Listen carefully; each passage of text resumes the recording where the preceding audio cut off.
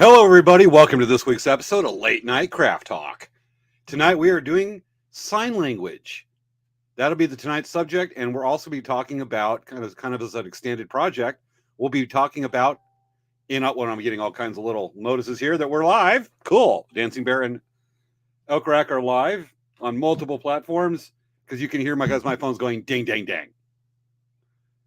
At least it's not going ding dong, which would be telling my truth. But anyway, so tonight we'll be talking about inaudible communications, gestures, cultural context, but we'll be talking mostly about sign language tonight. And you maybe see that we actually have somebody on here doing signing right now, translating. We like to be inclusive with our show, and this right here is going to be Linda. She's going to be with us the next few weeks, and she's actually doing some of her time taking a sign language school. Sabelle will have more information on that right now. She's kind of running a little bit late tonight, but all's good. So y'all stuck with me and my dad jokes. Insert laughter, canned laughter. Okay, so we're killing a little bit of time. We're only 8 minutes and 46 seconds from the show, and we're getting going. So I'm going to do my part, and I'm going to share some links. I'm sure Savea's doing the right thing, doing that right now. Matter of fact, I'm going to give away the ghost. James. Yes. Okay, you can hear me.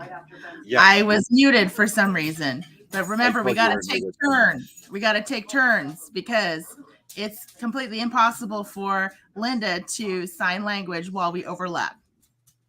So we have to take turns. Yes. Do I raise my hand? Yes. And you have to raise your hand. I'll try. But our cameras are muted, so whoopsie. That would be very hard to tell everyone, hey, my hand's raised. Well, I'll just say I raised my hand because I can't cut you off. Okay. I can't cut you off.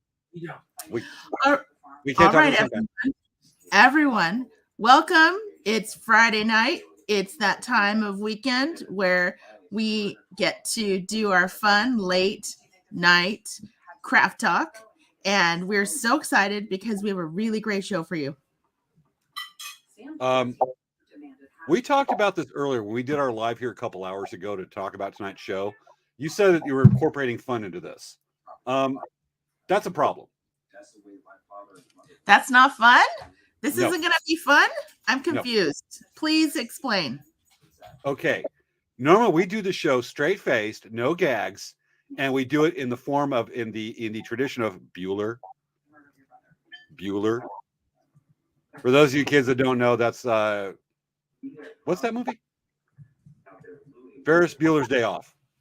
Ferris Bueller's Day Off. I see a comment. I see somebody watching. It is the president of the Friday Ninja Monster Hunter Squad.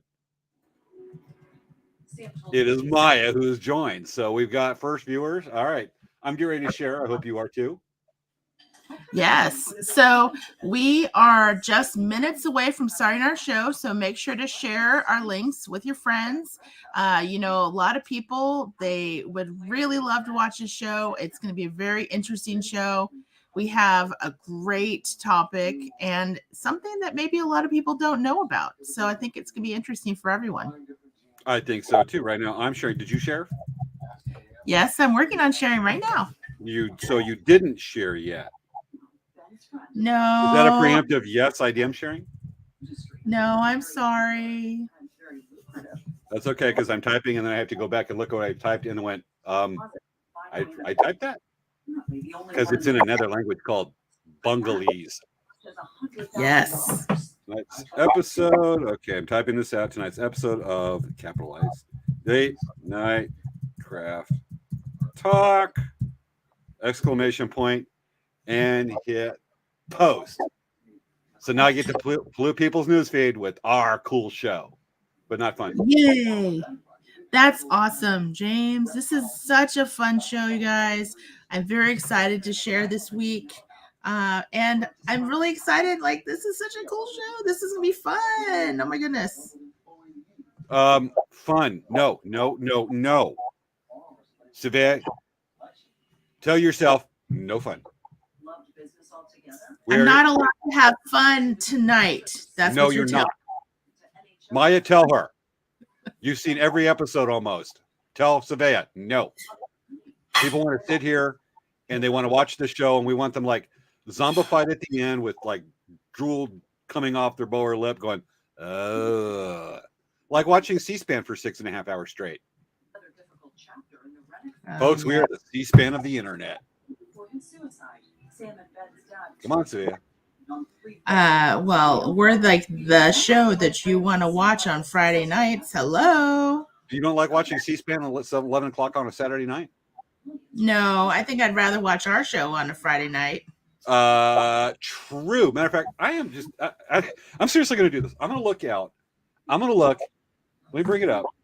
I'm going to look at C-SPAN's schedule and see what plays on Saturday night at C-SPAN. Let me look it up. C-SPAN schedule. C-SPAN schedule. Folks, look it up too. Tell me what the schedule says. What they play at 10 o'clock on a Saturday night. TV Guide C-SPAN. I'm looking this up. And there's the TV guide for C-SPAN. You gonna do this too, Savia? Yes, sure. Yeah, I tell you are. All right, videos by most recent raving. Okay, date. I think that our interpreter is doing a great job because we are talking so fast, our hands are moving so fast. This is really cool. My hand's up. Okay, your hand's up. Yay! Okay. So why don't you go and give a little introduction with Linda, what she's doing, and hair background, just so we put in context for our audience. Okay. Let's see if we can find that. I had a note. It was somewhere. I remember. Here it is. Okay. There you go. So let me tell you. So our guest interpreter, her name's Linda Diaz, and she's volunteering because she is going through and interpreting American Sign Language interpreting program through Riverside City College. And she's going to be doing this interpreting for our show until June. So this is something that she can do so that she can practice and get experience working as an interpreter. And so we're really excited about that. I think that's a really cool thing that we're doing for her. And we enjoy it. We love seeing this. This is awesome. Absolutely. Okay, so for the record, C-SPAN does on Saturday nights, they do American History TV. And they do lectures on American history. And tomorrow night's going to be, actually, it's kind of cool. 1960s African-American voter registration speeches. And covering. I actually watched that. That's very cool. Well, now we know. I'm going to watch C-SPAN tomorrow night. Of course, tomorrow I'm actually in Riverside all day assisting with an MBA student in a wilderness remote first aid class so that I can put a Band-Aid on a person 50 miles from the nearest road. Yes. Yes. So got to be overqualified. All right. Minute and 48 seconds to the show starts, folks.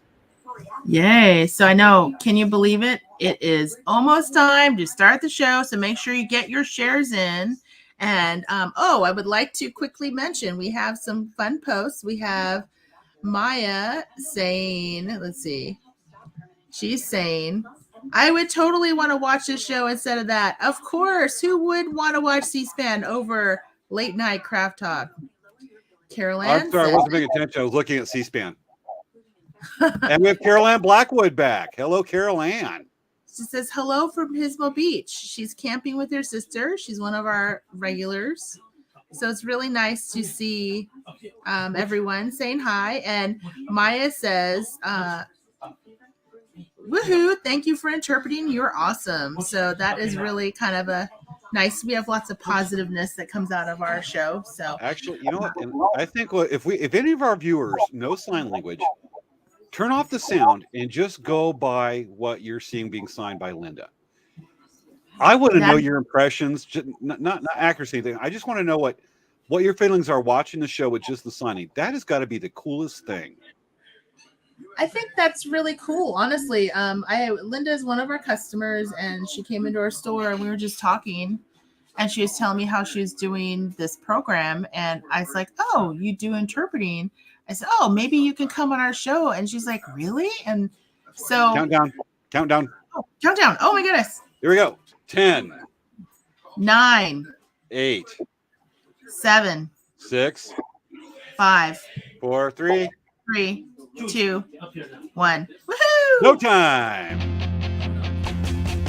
It's time for Late Night Craft Talk with hosts Sabea Kamori Yang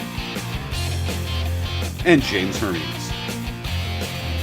On tonight's show, sign language and other forms of inaudible communication. You know, I tried taking a communication class in college, but I ended up hating discourse. It's time to start the show.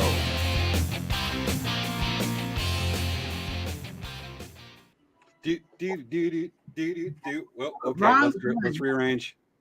Yeah, we gotta there. Okay. Wow, that looks good. How you doing, Savea? I'm doing good. Oh my goodness. This is really great. I'm glad to see us here. And we have a lot of viewers. So welcome. And I wanted to just mention, for those of you who haven't watched our show before, we do the show on every Friday night, and 99% of the time it's live. And we actually stream it on Facebook, YouTube, Twitch, and maybe some others in the future. But we have been doing the show for almost 3 years. Wait, no, we're approaching next month. Will be 2 years. Every Friday. We have not missed any Fridays. Every Friday. Yes. For 2 years, starting in about just a month and a half. We'll have our 2-year anniversary. Yeah. And we've been doing this to promote local businesses, promote artists, tell people about interesting things, open their eyes, entertain. And we've done so much. The show has grown so much in just the short time that we've done the show. So if you get a chance, make sure you like and subscribe our Facebook channels, our Facebooks, our YouTube channels, and then you'll always know this is good. He's like, wait, I know gotta go. Matter of fact, we've been voted the #1 show on Friday night. The #1 show on Friday night to be featured on Elk Rack or Dancing Bears channels. Yes. And we actually got the Friday night Late Night Craft Talk Award for Best Late Night Craft Talk Show. Yes. This is our trophy. The Mikey Award. This is a major award, guys. Major. And we worked really hard for this award. I want to thank all of the fans, all of our friends, all of our family, and our customers, and everyone who's watched our show through the time. James, do you have your acceptance speech? This great award. And folks, from Savannah and I were talking about this, and the #1 person we want to thank for us earning this award, given out an award ceremony just a week ago that was hosted and attended by Savannah and I. Matter of fact, we were 100% of the audience. We want to make sure that we want to thank the one person that really brought this together. Me. Wait. No. James. What? Seriously, that's mean. This is what we agreed to. That you weren't at you got to attend the meeting, Sabea. You missed the meeting. You missed these discussions. Oh, was that while I was napping with the KNAP? Well, that joke just gets so old. When you're a napper, people go, "Oh, napping." It's like I've heard that so many times. And when you do that, I'm like, but you know what? Everyone loves it. That's why I do it. The one who thinks it's the funniest is you. I know, award, right? The Mikey Award. Okay, let me go ahead and put that back up on the shelf here, and we'll have to get a group picture with us with that next weekend. So, Savannah, what's going on? What? I was gonna say, make sure to not lose it, okay? Because it has to spend some time at my place, so we share the award, right? I'll take a picture of it with me holding it, and you can put it as your wallpaper on your phone, your PC, your desktop, and your digital picture frame. All right, what's going on with Dancing Bear this week? So coming up, well, this week we were working, and we really have been bombarded with orders for graduation stoles, which is really awesome. So we've been working on getting those all made and cutting all the blankets and getting everything taken care of. Our first batch is at the seamstress, and so we're working on getting those all done. And something coming up is something that's coming up that's pretty awesome is on March 12th, it's just around the corner. we have a elk rawhide drum class at Dancing Bear Indian Trader, and it's being taught by this really famous craftsman. Do you know who it is, James? The one who won the award for us. Me. It's a healthy conceit. Yes. So everyone, if you are interested in signing up for the drum class, there is room. We have a deadline of signups for March 8th because we actually have to order in the rawhide elk drums and we have to prepare them before the class the night before. So make sure to sign up for the class. It's on our website. And I will put the link in the chat so you guys can see it. And I'll post it up on the screen in a second. But make sure to sign up or tell your friends because this kind of class, we only do it once a year. So it's definitely something that a lot of people love to do.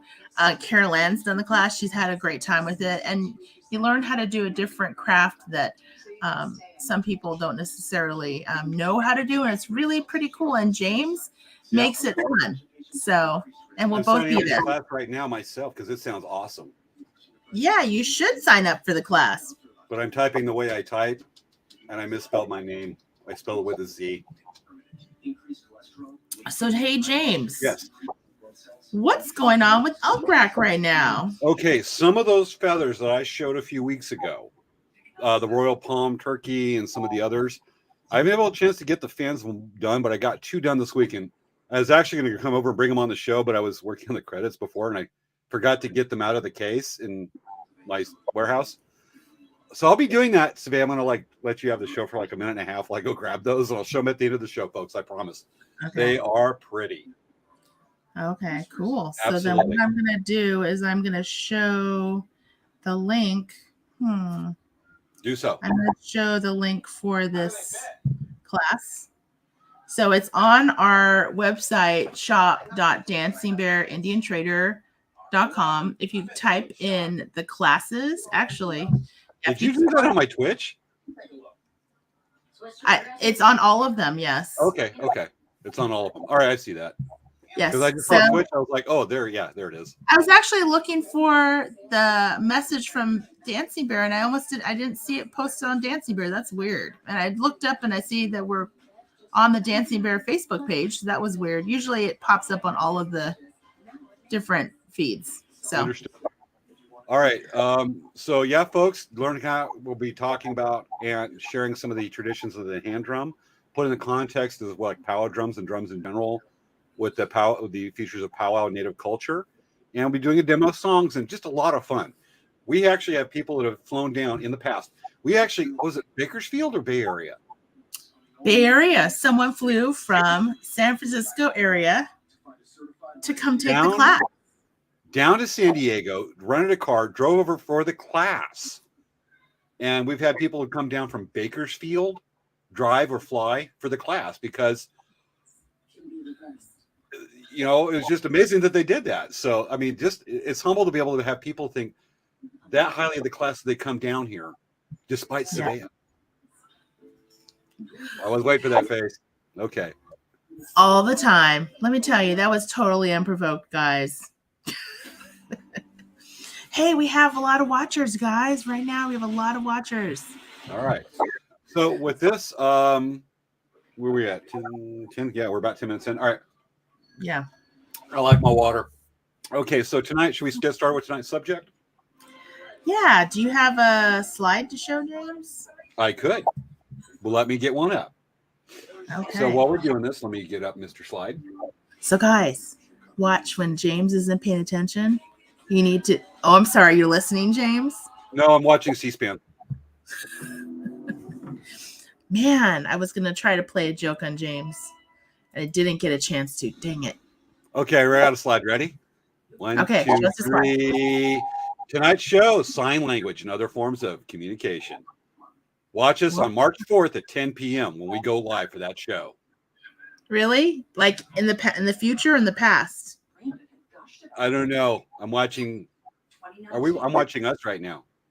You are? It's like almost a weird sci-fi world where it goes around in circles, where you're looking at yourself and you're looking at yourself in the mirror. Yes, because I'm looking at myself now. Matter of fact, that said, let's go look at about 15 seconds in the past, shall we? Okay. I think we're going to do this now, folks. Of course, you see that we have Linda signing for us tonight, and we were talking earlier in a pre-show meeting, wondering, a lot of times there's you've got programs like in Facebook and YouTube that will create automatic subtitles for anyone that's hearing impaired or just prefers to read because they can't stand the sound of Savea and my voice. Because I dissed both of us, okay? I dissed both of us. Okay. All right. See, equal opportunity. We're inclusive. Okay. Make sure it's inclusive. I would call that inclusive, but so let me get it lined up here. We were wondering just how accurate are the subtitles, because right now I've got them on my screen. I've got a live feed of Dancing Bears Facebook and Elk Rack's Facebook, and I'm looking at this, but I never paid attention to the subtitles. So what I'm going to do right now, let's load up. Let me get it up. I'm going to load up the video from, say, Dancing Bear, live of right now, what we're looking at. Mm-hmm. We're going to look at the subtitles. This may be like way confusing, everyone, just so you know. There's a turn off the sound on that one. Okay, let me share this. Ready?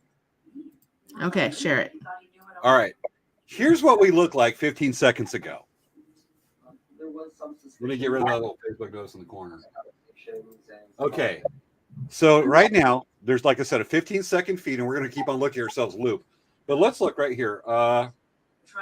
We look. Okay, I'm looking at. Are you looking at the subtitles? I can't even read it that small. I guess I could. Oh my gosh, it's just like one of those mirrors, James. I don't think this is working for your idea that you're trying to do. Actually, it is. This is a setup. I was going to say this is going to happen. I can sign with another computer. All I know is there's more of us than what the world is ready for. Wow, this is like, in Star Wars Last Jedi. So let's wait. We're gonna try this quickly. We're gonna check it out. James, remember when in The Last Jedi, Rey goes into this cave and there's this big glass and she looks at it, she's like, and it's like, and she looked back, she's like, yes. That's what it reminded me of. So we almost literally had a Star Wars moment just a second ago. Gotcha. All right. Let's try this again. Let's see our live feed. And okay, let's try it. Let's see what it looks like. How accurate is are we seeing it? Yes, we are. Let me try this again. Let's see our live feed. It's actually kind of accurate. Because I'm looking at it now. Interesting. All right, say something like, just say like something, some confusing words, a confusing sentence. Quote something. I don't even know what to say. I mean, goodness gracious. How about the seashore has lots of seashells that are sparkling in the shining ocean? Well, it said goodness gracious. Okay, well, we played this to death, but it's actually surprisingly accurate. It's doing well. That's cool. So let's try it with a foreign language. But you know what? Of course, I actually prefer that we have an awesome interpreter. So that's even better because, honestly, the automatic captions is almost like an AI situation. And you know how we feel about HRAI. I just realized we missed the opportunity for a cool bit with HRAI. Oh, well, next time. Relive it. All right, I'm going to test it with a foreign language. Okay, this is the interpretation. Let me ask something in Spanish. Oh, my goodness! All right, let's try it. ¿Dónde está el sala de baño? Let's see what it says. Is it really going to do that? We're about to find out. Sala de baño. Let's see what El Salad de Baño. See, that's why you can't rely only on a caption that's computer generated. Because it's asking for a salad of the bathroom. Yes, exactly. I'm going to try. Let's try German. Ready? No, James, this is already. Let's move forward. I'm having fun with this. Folks, let us know in your comments. Should we continue? But we'll go ahead and move on. But we'll revisit it if that's what our audience wishes. Okay. Otherwise, we're just going to play. I'm just going to watch C-SPAN. All right. Let's start. Okay. All right. So, James, did you want to go over what you found information about sign language, or do we want to start with? So, Sabine and I are taking the approach tonight that usually we do a lot of research through the week, and we bring out the information and presentation. We've decided to take the unique approach, and we're investigating this, and we're going to look it up and share it in this conversation as we learn it. We're going to be learning this the first time as we share it with our audience tonight. So we're not bringing information that we discovered over the week. We're discovering it together at the same time. And it's a new approach for us. So we're going to give it a try. So right now, let me look it up. Okay, different keyboard. Okay, the history of sign language. And we actually have I looked it up, and so I believe Savea did too. Okay. I'm actually looking up a Wikipedia article, and Wikipedia is amazing with this stuff. Okay. The recorded history of sign language in Western society starts in the 17th century, so the 1600s. Wow. As a visual language of method of communication, although references and forms of communication using hand gestures date back as far as the 5th century BCE in ancient Greece.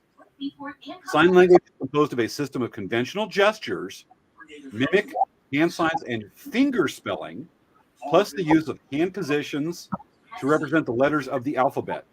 Signs can also represent complete ideas or phrases, not only individual words.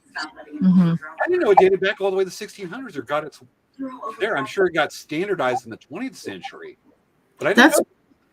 Yeah, I believe it because, for years and years and years, I mean, pretty much there always has been someone who might have a hearing impairment, and that has been a really great way to communicate. So I believe it. Absolutely. Real quick, let me close the door of the office because somebody's trying to sleep real fast. So, James, okay.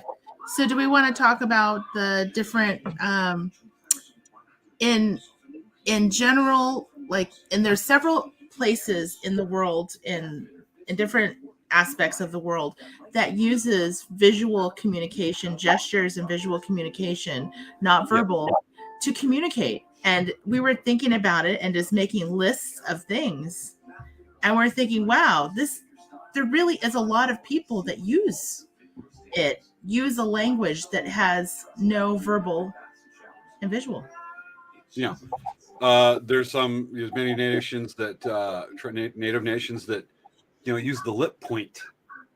Oh, yes. It's actually from cultural, the lip point, like you see in some Philippines or Asian cultures, I remember one time I was talking with a friend and I'm talking with this friend. We're in a native class, she's teaching a native class. I'm there to kind of do a song with a hand drum. This is about 12 years ago. And we're talking and she goes, "Hey." There's some relief with Lindley that I'm like, is behind bars. It was a hawk, but it's like usually people go, "Hey, look at that." Well, this is actually considered rude, pointing in a lot of native cultures. And and I'm like, God, I haven't seen that in a little while. I went, "There's a hawk." But when they're talking, they may just go, they'll tell you directions, but they'll go left over, look for the sign, and then maybe when you look at the road, go, and I've actually seen that. Really? I was a friend's looking for a friend's place Navajo reservation several years ago, and he was like, sheep camp, live in the outback Navajo, and I'm talking. That's one person near a chapter house, and I'm like, "Hey, how to get over this place?" Rose waiting for me, and she goes, "Yeah, just go over that road over there, and then maybe 10 miles, and then I'm like, I miss this because I used to see that a lot as a kid out there. My first experience with the lip pointing is when I was working at the ASU powwow back in, goodness, this was like probably in the late 90s, early 21st century. And the coordinator, Lee, he would actually say, "Hey, Savea." And I always remember that he's in heaven right now, but I remember those little fun things that he would do. And that was the first time I saw lip pointing. And I found out that my father-in-law, Dan, my husband, is Filipino. I found out from my father-in-law that he lip points too. And I thought that was really interesting. That's why when we were talking about it, I said, hey, that's that cultural thing that a lot of natives do. The Filipinos do it too. And Maya says, LOL, my grandma does that all the time with the lip point. So, for sure. Gotcha. Yeah. Pretty amazing. Another thing, show notes. Yeah, another thing There we go, that okay. you notice is that in sports, there's a lot of hand gestures. So like in baseball, you have the pitcher and the catcher signaling each other, and the base runner coaches, they're signaling, right? Oh yeah, there's a famous scene from the movie Major League back in the I think it was the late 80s, early 90s, or even Naked Gun. Yes. You got the scene from Naked Gun where the guy, between the catcher and the pitcher, or even the ump, they're going. I remember like whole conversations, just the thing, and you got the pitcher going, and you got the catcher going. On the day of the murder, he told investigators. And the pitcher's going, and it's just amazing what they do. And you have like the baseman, and you see him going like that. It's like a whole argument just between what the dude's going to pitch and the play they're going to do. Yeah, and I remember playing softball, and we were always concerned that the other team was figuring out our hand signals, from the base runner coach to the batter, So we always were concerned about that. You're always changing up what each thing means. Yes, and then James, weren't you talking about in kayaking? Yes, I actually had to do this for a trip a couple weeks ago. I had 23 people on this trip. We had about 17 boats total, so we could use kayaks. And I'm having to tell this whole group before we go out. I said, okay, here's what the gestures. And this is the inaudible communication. I said, okay, if I blow a whistle, you hear two quick whistles, and I hold up the paddle and I point away. This means hazard over here. Or if I do a long whistle and I go like this, that means go river left, or go to the left of the river or the right of the river, because there may be a sandbar or another obstacle. And even sometimes if you see it, where I may put up my paddle and point like this and go, because sometimes we're too far spread out for the whistle. I may you may see me go like this and then point. But so we've got this whole thing that says go here, go there, or assist somebody, just based on holding up the paddle, pointing it, and then tapping the head, or tapping the head and then side. And so we have this whole thing. I mean, granted, we're not going to tell War and Peace or discuss how discuss our taxes or have a whole intellectual conversation, but at least we know the basis of the communication there and the pointing. And that's just river running. How do you get word that somebody has been arrested? And with that, even when we look at aviation, the hand gestures. Yes. Yeah. So there's also the military, like when they're doing covert. You always see the movies where they're like, Lindley's family and friends thought her arrest was, and then one guy's like, what? They were quite certain she was innocent. Well, yeah. I mean, there's a method of the madness even there. I have some friends that worked SWAT, and they talk about it, how they go, He's definitely alive. and they just do the quick thing, which it's amazing that each gesture will represent a whole tactic that they will swallow, whether they go into a room like 2x2, go in storm, if they go in like gun certain way, and just that whole tactic. And there was this. You ever seen the Star Trek episode where you got a species and their whole oral communication is nothing but allusions to stories that tell what they're communicating. So you got the famous line, Darmok and Jalar by the ocean, Darmok and Jalar by the sea, and by references to Darmok, you've got this between Patrick Stewart and this alien captain, Patrick Stewart being Jean-Luc Picard. He's able to have this whole conversation with this group by learning what the stories mean, and he'd say the stories and quote, a character from the story that would bring up this whole scenario in the way they communicate. And that's another level of communication that's pretty amazing. So this would be kind of connected to that, the film industry. So, you have the cameramen that like count down when they're going to be doing the filming, and they have like the cut and all the different things. They're non-verbal cues because people have to know, okay, we're going to start film, we're going to stop film, we're pausing the film. And so, again, those are more communications. Absolutely. Matter of fact, I'm sorry. For some reason, I got confused because I still got video playing over on this monitor of when we were showing it's trippy. Okay. It's really trippy right now because this monitor I've got a full of where we're on YouTube and streaming, and I was looking at their subtitles. I've got two screens over here on this side that show in case there's interruption between our two respective business Facebook pages. And I'm looking at right here. And so I'm looking at like multiples of us talking right now. And I looked this way, went, oh, wait, look at this screen, dummy. It's kind of weird. Another see me in my periphery. Another industry that uses hand cues are the music industry.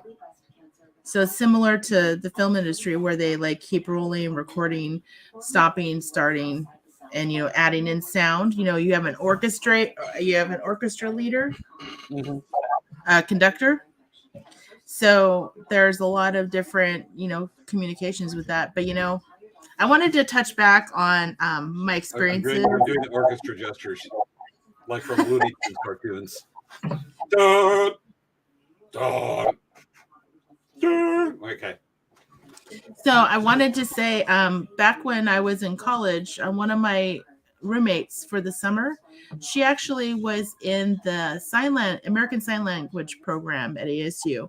And so she had a lot of friends that were hearing impaired and really nice people. And we actually, this was kind of fun. We went to, as college students, we went to a nightclub together. And the interesting thing is that her friends, this is way cool. Back in the day, we were traveling in two cars. And what they did was they would use sign language, and they would talk to each other from two separate cars and have conversations. This is before cell phones. So this is kind of fun, right? So they're like, hey, do you want to go to eat after, and all of a sudden we were told, okay, we're going to go to this restaurant because they want to go eat now. And we're like, oh, okay, cool. But we went to this nightclub, and one of the guys, he loved to stand right next to the speaker. And, usually when you go to those clubs, you kind of stay away because they're really loud. But he actually liked to stand next to the speaker because he could feel the music. He could feel the beat from the speaker. And I thought that was really cool because, I never thought of that as someone I can hear.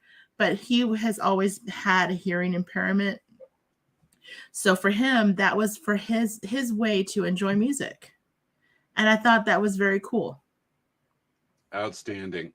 It reminds me of like many years ago, I'm singing a powwow on a drum, and we had a person come over, and they just, hearing impaired, obviously, and they put their hand, they were talking, and they just wanted to kind of feel as they're singing, they get permission to do that. And they just like the reverb of the drum, and they could see us going. But a good powwow drum is gonna reverb from just talking around it. I've got a powwow drum in my room that I keep it covered up, but if I uncovered it, it will actually, I can hear my voice reverberating against the drum head. I love a drum with a lot of reverb where you pound it and you hear that boom 10 seconds later. It's awesome. but Mhm. just talking like that, and they could, catch up the reverb. And I'm just always, in a way, envied what they're feeling. And it's such a foreign experience for us being able to hear what they're feeling on that with the reverb from the drum and the voices at the same time. It's got to be such a unique and just foreign to us experience on that one. It's amazing. Mhm. Even with that, as you mentioned, even talking, your friend signing, even looking at, like, say, a sporting event where you have an interpreter that is using sign language to sing the national anthem in that one. And, that's all taken through I'm sure the elegance of the hand movement of the person singing. That's got to be amazing. I wonder Mhm. how they sing rap. That's interesting. The one other thing I wanted to talk about for that experience that summer. So, have you ever heard what a TTY phone is? Touch to y'all later. I don't know what the actual initials are, Google. but yeah, Google it really quick. But I'll go. this phone has been around for a long time. I don't know exactly how long, but this phone was actually a phone that's you can dial up, so you can call TTY phones to TTY phones. And what happens is that there's a keyboard, and it actually shows a message that a person on the other end is typing. So that was my first experience with the TTY phone, because people would call for my friend and I would answer because I was there. And I would say, "Oh no, she's not here right now, but do you want me to leave a message?" Whatnot, because I was her roommate. And I thought that was really cool. It was like a keyboard. Yeah. We have a comment. I was looking it up, and you said it was called TTYL? TTY. TTY. Okay. Because right now we have one of our viewers right here. Thank you, January Chu. I'm sorry if I mispronounced your name, but teletyper. It's a teletypewriter. Whoop! We hit the wrong comment at the same time, and I actually took it down. Teletypewriter. Yes. Teletypewriter, because I actually hit TTYL and I went, I should have known better. It's not that. Talk to you later. Yeah, it's really amazing that there's a lot of different services that help people that are hearing impaired, and especially with technology. I think a lot has happened in the last so many years, especially with cell phones and texting and whatnot. It has really helped a lot of people. Yeah, I'm just out of curiosity. I'm actually looking for the first time, purposely looking at the subtitles, and I'm sure Linda is much more accurate, but it's doing pretty good. Yeah, she's doing a good job. She's keeping up. It looks like it. Yeah. So one of the things that we also wanted to touch on is we wanted to touch on the cultural visual communications. Besides, we were talking about the Native American and the lip point, but there's a lot of different things that are visual communications that we've seen. Like, for example, dancing in I don't know if you've heard about the description of tango, where it's a conversation of dancers. Have you heard that before? Because the way that your feet are positioned, that's a yes, no, maybe. And so when you're walking with your legs crossed a certain way, it's a no. If you're walking with your legs open a certain way, like when you're just your step, that's a yes or a no. I'd always interpret that if somebody's walking cross-legged, it means gotta go to the bathroom. Well, there's a lot of in dance and ballroom and swing dance. There's a lot of expression. My husband and I used to swing dance, and when you're dancing with people, like, there's a lead and a follow, and the way that the lead communicates, they communicate certain dance moves by using hands and just like leading with like their hands and lifting arms and whatnot.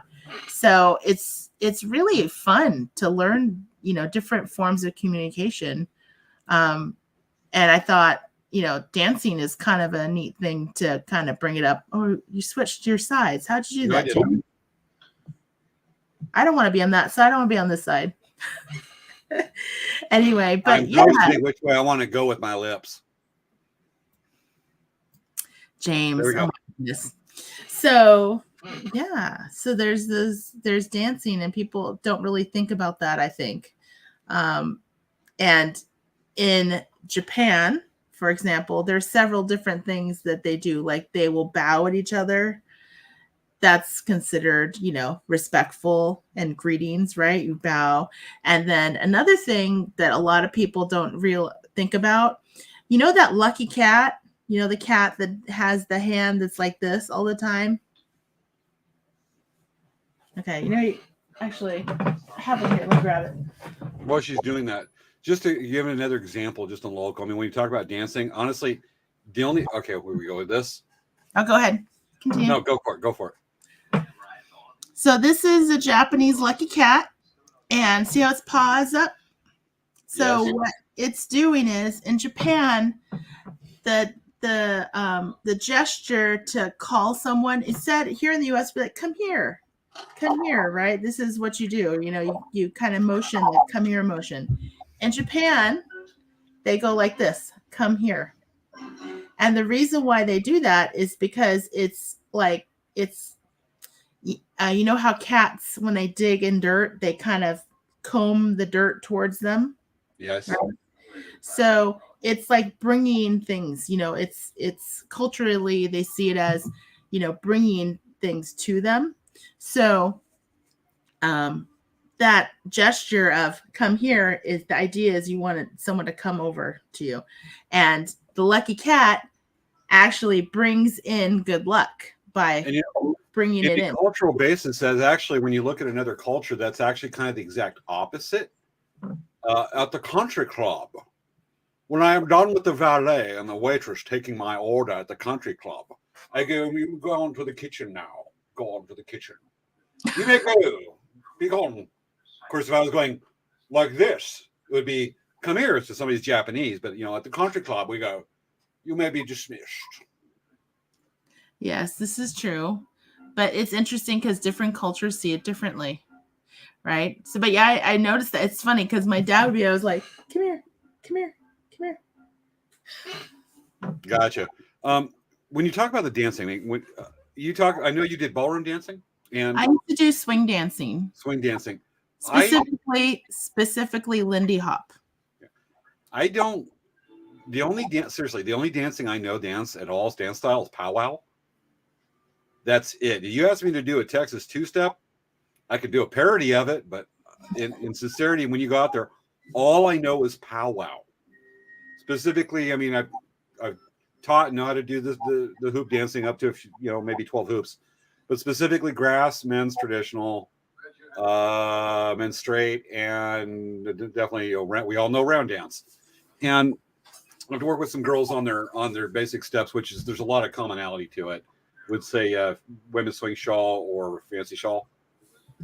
Jingle dress is one of my favorite categories. But one thing I loved is a kid in the 90s, early 2000s, seeing Vietnam vets during, say, a sneak up dance. Mm-hmm. And they would do this whole story. When we talk about inaudible communication, they would do a whole story about one of their missions when they're sailing to missions in Vietnam. You get the Vietnam vets, and they're talking when they're out in the field. And they're reenacting a whole story to that, which is the basis for men's traditional, or war dance is another misnomer, but a common name for it. And even now, seeing veterans for deployment in the Middle East, Afghanistan, and Iraq, and seeing them doing that tradition in men's northern, carrying on that. I've even seen a little bit of chicken dancing. Is they reenact the stories when they're on deployment. And I saw one, and I watched one guy, and he's going through it, doing in that tradition. And I went, that dude's been to Fallujah. And I talked to him later in a private way, and we went up and says, dude, I saw you in there. Fallujah? And he goes, yeah, man, how'd you know it? I know. Just we're working with a lot of veterans. And it's amazing, just that dance and the communication. and what you could tell from it, what they're doing, you get the general idea. And amazing, just amazing to be able to just see that again, that word illusion, which is we're probably not going to burn out that word tonight, but that illusion of what they're doing and seeing it, pretty amazing. Mm-hmm. So I see that someone asked about Lucky Cat. So I wanted to kind of talk about that. So I really love like Japanese cultural folk art. And there's a couple different things. There's a couple of really popular ones, but one of the real popular ones is the Lucky Cat. It's also called a Maneki Neko, which is it's a cat that's lucky. Okay, Neko is cat. And they come in lots of colors, and their paws go, their right paw or the left paw, or both their paws are up, and they have lots of colors. And generally you see these at Japanese restaurants. They are, so everyone should know, I'm making sure everyone knows right now, these Lucky Cats are Japanese. They're not Chinese. I went to a Japanese restaurant when there was a lot of Buddhas. Well, you will see these in many Asian restaurants. A lot of people don't realize that it is actually a Japanese tradition, but a lot of the Asian restaurants will pick up the cat and put it in their restaurant. We have them in our store. We have a whole bunch of them in our store, waving at the door. Come in, customers. Come in, customers. You sure the cat's not going, thank you, customers. You know, I go back to your car away from my club. I wish to nap with an E, not a K. So for those of you who don't know, I like to tease James all the time because it's fun, because it makes him mad. He actually naps arrowheads. Excuse me. He naps arrowheads and from stones, and that's K-A-N. I'm reenacting being mad. K-N-A-P, napping. Right. And so whenever he says he's napping stones, I'm like, I'm going to take a nap. Gotcha. I want to do a couple. I want to call up on a couple of comments. We have one of our viewers, Wendy Hodge, that says, when I was talking about the Star Trek episode with the aliens that talk and referencing stories, they're the Temerians. And Awesome. Here's a neat fact that Wendy shared right now. Next Generation had a deaf actor in real life do an episode involving a deaf race and used sign language in the show. I think I remember that episode. Wendy, can you give us the name of that episode of Star Trek: The Next Generation? That's awesome. I love that show. That was one of my favorite shows growing up. Yeah, you want to Google? There's a deaf actor that was had a lead part in the movie The Eternals from the MCU. Let's look her up. Her name real fast, because I think I remember that episode of Next Generation. But Wendy, let us know what that is. Lauren Ridloff. Got it. And she was the one that was like super fast. Mm-hmm. Like the Flash, but yes. in Eternal, in MCU. Yes, that's because I'm going to have a DC character. Mm-hmm. Got it. So yeah. Oh, Wendy says, "Give me a minute." She's one of our research audience members. Like, if you have any question, you just ask Wendy, and she'll get us that information, and she'll post it in our feed, which is awesome. We don't need fact checkers because we're always telling the truth. Exactly. Joe Suzu reference. Okay. A couple other things here with the I'm looking up. I'm kind of glancing at some of the stuff right here for this article on the history of sign language, and it talks about earliest records being 5th century BC in Plato's Cratylus, where Socrates says, if we hadn't had a voice or a tongue and wanted to express things to one another, wouldn't we try to make signs by moving our hands, head, and the rest of our body, just as dumb people do it at present? Dumb is not dumb like we're talking like, me compared to Savea. I'd be the dumb one. See, I could pick on myself, Savea. Yes, you can. Pick on yourself all you want. Dumb is the older term for those that do not speak. And there are people that are hearing impaired that, I'll say deaf, that some are silent and don't talk at all.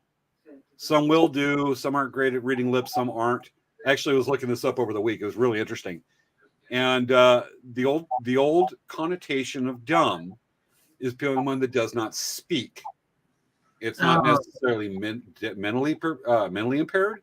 It's obviously this is obviously not appropriate to be calling people that, but he's just talking about the history. I just want to make sure everyone knows that. Yeah, I'm putting it as dumb as the old meaning, not the modern connotation of it. Mm-hmm. It's somebody that doesn't speak and does not have the audible communication. There's a whole thing to it, but that is the old definition of dumb. Stupid is another thing. That's like saying, that's how Savannah usually talks about me during the week. I'm guessing. James is so stupid. I do not say anything bad about you, James, ever. That's in your imagination. I don't about you. Yes. Okay. So we're changing the subject. So Caroline was asking it. She says, I don't know if I missed it earlier, but how did Linda come into signing? So I met, or actually Linda came into our store. She's been our customer for years. And she actually was telling me how she's doing this program and she's learning how to becoming a sign language interpreter, which I thought is really awesome. And so she said she needed volunteer hours to complete her certification. And so I said, hey, if you want to come on our show and do some sign language interpretation, you're more than welcome to, because our show, we try to include everyone and we want everyone to, learn something new. And some of the topics that we brought up tonight, or some of the things that we talked about, are things that people maybe don't necessarily think about. And we just try to put in light that information to kind of let people know something they didn't know. So this really falls into how we are about our show and what we try to teach people with things that we've come up with and whatnot. As you know, real quick, Wendy looked it up for us. Loud as whisper. I honestly don't remember that episode, so I've seen every episode Star Next Generation. I'm going to look that up over the weekend. Thank you, Wendy. I think I remember watching that episode because we watched my mom and I would watch every single episode of Star Trek Next Generation. I watched it through again, and then I think I started watching. I got about 2/3 of the way through the Next Generation again, and I kind of got distracted and lost place, so I'd have to start over again. On that subject, season 2 of Star Trek Picard came out yesterday. I watched it yesterday morning. Borg Q, 1 episode. Yeah. That was cool. That's it. Okay, moving on. Okay, touching on the whole Picard thing. Okay, I've always loved him. He's like such a cool captain. He's a cool actor, everything, right? So when I was watching through the series, you have to watch, and I don't know what episode it is, but all those doors that people would stand behind the walls and pull them open at the same time. Those weren't automatic doors, right? Right? Yeah. And so there's this one episode where Picard is walking from the bridge in the chairs. He's walking to the lift, and he does this weird thing with his face, like he does this. You can see him make this weird jaw face movement as he's walking, because you see the side of his face, and he makes this weird face gesture. And I'm thinking, man, if I could ask him, what was he doing? Because it caught it on film, making this weird face go into the lift. It's super visible, and I wish I knew what episode it was, because it kind of makes me laugh, because I'm like, he's so cool that he would put that into that episode, and the editors didn't even notice. Yeah. Well, time to look up Star Trek Next Generation trivia after the show tonight, unless it might be on a blooper let us know about that. It might be on a blooper reel. That might be where it is. It might be. I mean, it might be one of those things of like, bet you didn't know kind of things on YouTube. All right. Yeah. So Loud as a Whisper, definitely going to look up at that. Yeah. Yeah, it's already 10:50. I know. Can you believe it? We did not cover a lot of stuff we were going to bring up tonight because we thought we were going to burn through material. Mm-hmm. This is such a cool subject, and we're barely brushing it. Yeah. We thought we'd get some stuff in depth. We're barely brushing the tip of it just through the communication. Amazing. Yeah. It all, you know what? And also, I would recommend everyone to learn. So I'm sure there's lots of different YouTube videos out there to learn how to do some basic sign language. Honestly, like, I think it's really great to know those things. I taught myself how to do the alphabet. And it's not terribly difficult to learn. You just have to kind of remember, just practice learning it. But it is very handy to have some basic knowledge of basic sign language. Like there's thank you, and and when I see someone, I've said that. I said thank you to people that are hearing impaired, and it makes them happy because, I'm including them. Yeah. And we have another comment definitely worth sharing from Wendy Hodge that will answer our question about that Star Trek episode. He was an ambassador that traveled with the Enterprise with 3 interpreters to negotiating difficult peace talks in one episode. I think you covered this, and you was like the 3 interpreters represent the 3 emotions, right? Were you mentioning that, Sabay, in that episode of Star Trek? No. Because I remember he used let me get right here. Okay. Let me hide that comment. So the one person, he's deaf. There was no way to do an artificial hearing device in this ambassador. And he came on very arrogant, but he got humbled halfway through the episode because he was able to communicate. He had 3 interpreters. One represented like intellectual, the other represented emotion, and the other represented something else. I don't remember what the heck it was. And he partway through the negotiations with this race, somebody shot him and killed the 3 interpreters. So he had no way to communicate. And I'm just recalling this is kind of flow of thought here. So he had no way to communicate. So he actually used data, was able to learn quickly the sign language. So he's able to take the sign language the guy has, but he says data is great at doing that, translating, but he's not able to convey the emotions that the interpreters represented with his emotions.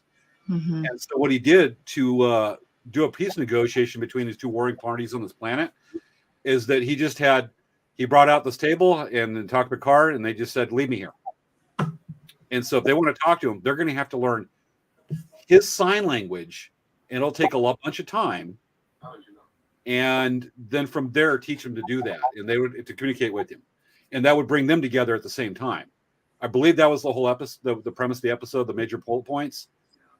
And this is an early season. Within the first couple of seasons of Star Trek, they had some of the worst damn episodes, including that one with Wesley Crusher on the planet that wanted to kill him because he walked on the grass or something. Oh yeah, he tripped on something. They were concept episode. That was terrible. Okay, Will Wheaton, I'm so glad that your character didn't get killed in that episode. I would have been very sad. Because we want you on the show, Will Wheaton. Will Wheaton, come on our show. We'll be on yours. Yes. Okay. That's overreaching. Okay. Well, let's see. Why don't we? You know what?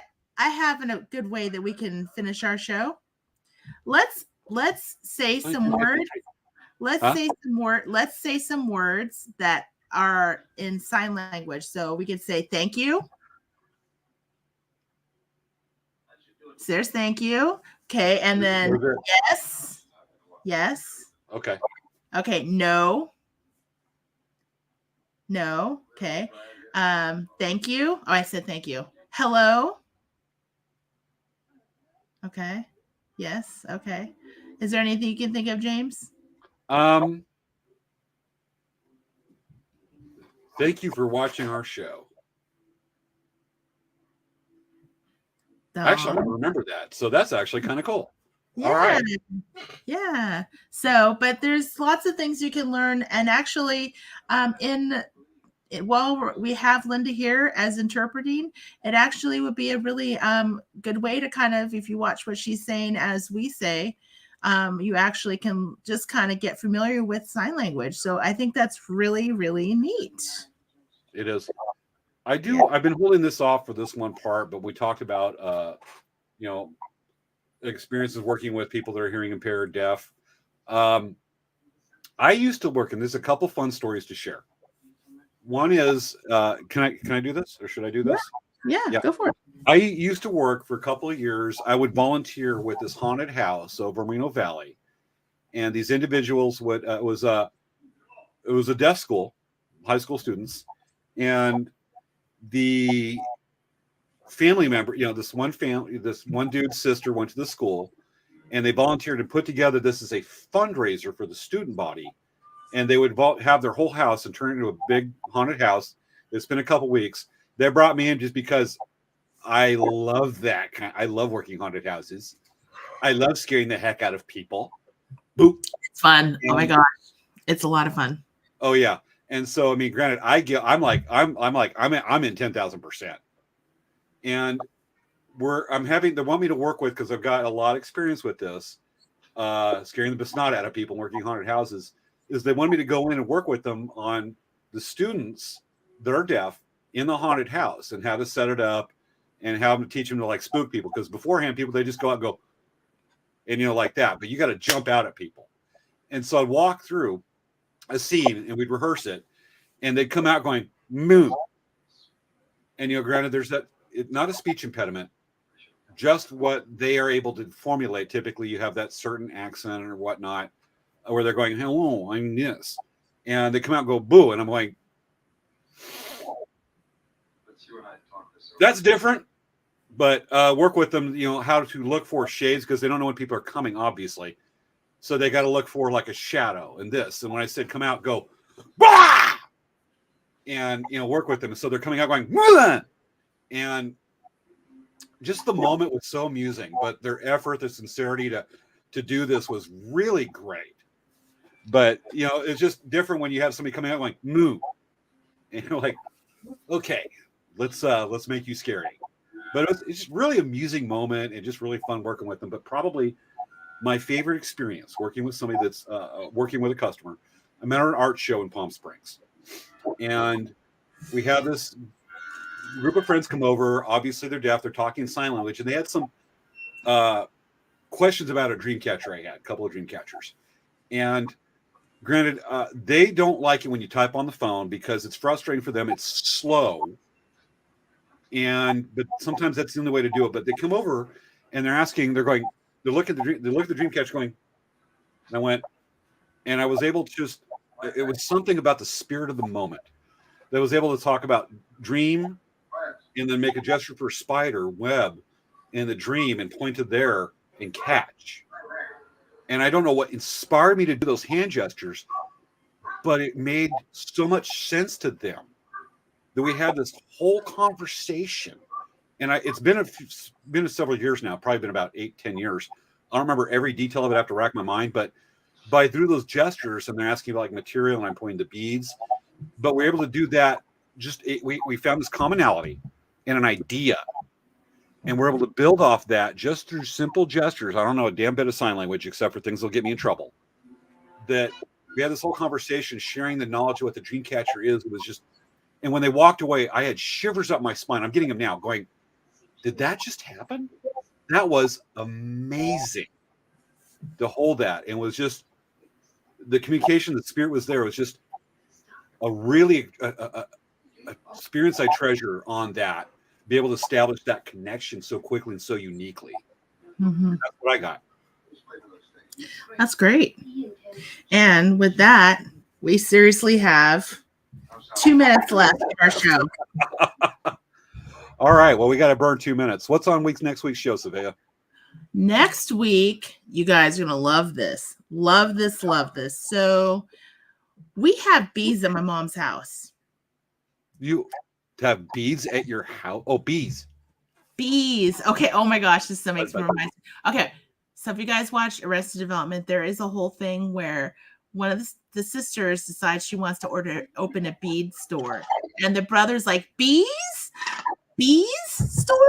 And she said, no, a bead store. He's like, bees store? So anyway, it's kind of a funny thing. When I saw that whole snippet, I started laughing hysterically because she's like,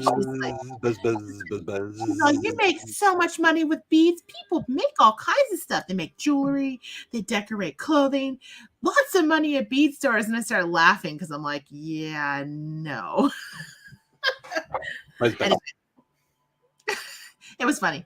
But next week, we're going to have Dan the Bee Man, and he's a local beekeeper, bee remover. And what he does is he actually removes bees, doesn't kill them, but he moves them to a new location with a new beekeeper area. So it's really gonna be a cool show next week. I mean, seriously, I've watched so many videos on TikTok about bee removal and how they move them. It's just so cool. Such a cool experience. Folks, And we're going to build a buzz around this show for a week. and oh my gosh, he was saying, or he actually asked us, he said, oh my gosh, I would love to be a part of moving these bees. And he said, oh, for sure, you totally are welcome to come and help me. So Mom and I are going to suit up and we're going to, Seriously. yeah, we're going to What help day? him next Friday, assuming the weather's okay and all that. Friday? Yeah. It just depends. We may have to move it depending on, the weather. Cause like we were supposed to do it today, but ended up being like fully rain. If I come down to Escondido a day early, I could do this too. Oh. I'll spend the night at a friend's house over Lakeside. Doug, if you watch the show, I'm going to be calling you. And then come do the drum class. We just got to work out the drum. We'll talk about this after we get done with the show. But I could do this too and go buzz. Yes. And he said that if there's any extra honey, we can have it. And there's any extra bees comb, we can have it. So we'll have beeswax from our own bees. Buzz. So, but we are moving them because they've gotten quite large and they need a new home. Okay. Are we talking about the size of the colony or the size of the bee? The colony is quite large. Okay, because I don't want to take on mutant giant bees. Okay. Yes. No. Okay, James, we're over the hour. 1 minute. Okay, folks. Let me line up the closing credits real quick, because I don't have it queued up yet. Seriously, I was enjoying the show too much. All right. With that, folks. So Linda doesn't know this. Up the buzz on bees. So Linda doesn't know this, but Linda, I know you did a great job of interpreting, but at the very end of the show, we like to dance our way out. So I don't know what you want to do. You don't have to if you don't want to, but you're more than welcome to dance your way out. Okay. We're ready for closing credits? Yes. Closing credits. This has actually been a surprisingly, they're all fun, but this one's a bit more stand out than we've had. We coached a lot of subjects, and Wendy, thank you for looking at that information. That's outstanding. And we spent more time talking about Star Trek than what's it called? War Stars? Oh, yeah. War Stars, whatever that minor sci-fi franchise Okay, is. self-proclaimed Sith Lord. Okay. All right, so end of the show. Few are more powerful. All right. Okay, folks, this has been another episode of Late Night Craft Talk. We'll see you next week. Bye. Cue trap dance.